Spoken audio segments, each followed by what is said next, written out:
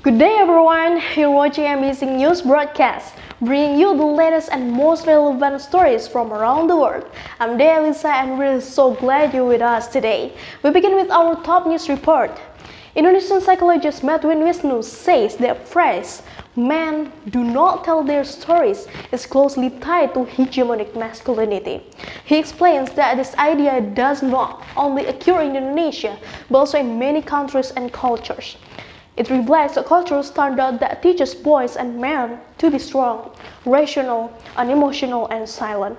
In the same line, the man box creates a narrow idea of masculinity where men feel pressured to act tough, avoid vulnerability, and hide their struggles. Under this pressure, a boy who cries may be corrected, a teenager who opens up may be judged, and an adult man may eventually stop knowing how to express his emotions. Medwin says this is not a biological trait, but a social construction. Men do have emotions, but many are never taught how to name, process, or share them. Over time, that silence can become a burden and may contribute to anxiety, depression, and even suicide. Medwin also stresses that sharing or confiding is the basic human need. Men have the same right as anyone else to speak to a partner, a friend, or a professional.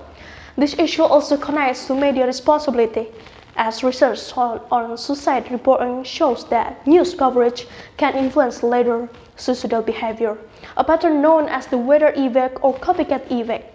That is why the way suicide is reported matters deeply. At the same time, this conversation is not about replacing one struggle with another. Women's empowerment remains essential, but it should not come at the cost of ignoring men's emotional needs.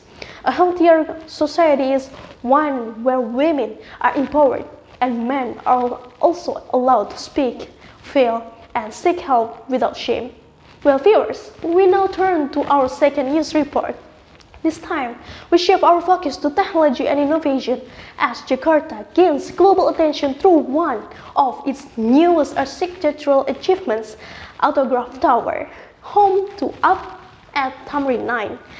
As part of the integrated Tamrin 9 development in Jakarta, Autograph Tower has officially become the tallest skyscraper in Indonesia and across the southern hemisphere. Standing at an impressive 382.9 meters, the tower has surpassed several iconic high-rise buildings worldwide, including the Empire State Building at 381 meters, Q1 Tower in Australia at 323 meters, etc. Recently recognized by the Council on Tall Buildings and Urban Habitat, or CTBUH, an international non-profit organization founded by Lynn Aspidal. The tower has become a symbol of Indonesia's architectural and technological progress. Beyond its height, what makes the tower stand out is the advanced technology behind it. Visitors can travel to the 99th floor in just 40 seconds using one of Indonesia's fastest destination-controlled elevators, which reaches speeds of up to 9 meters per second. The building also features a 5-ton cargo elevator large enough to transport luxury vehicles such as a Rolls-Royce, along with dedicated VIP and VVIP drop-off areas and private lift access for efficiency and security. Engineered in one of the world's active seismic regions, the tower was built with high density reinforced concrete, advanced build truss, structural systems, and seismic protection standards reported to be 25% higher than Jakarta's standard building code.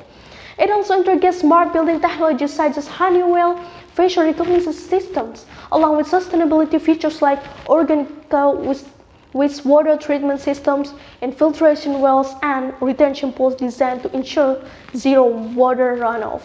Developed by Putragaya Wahana Company under the leadership of Alif Afin Ghazali, the project reflects more than a decade of planning and innovation, combining architecture, engineering, and smart building technology.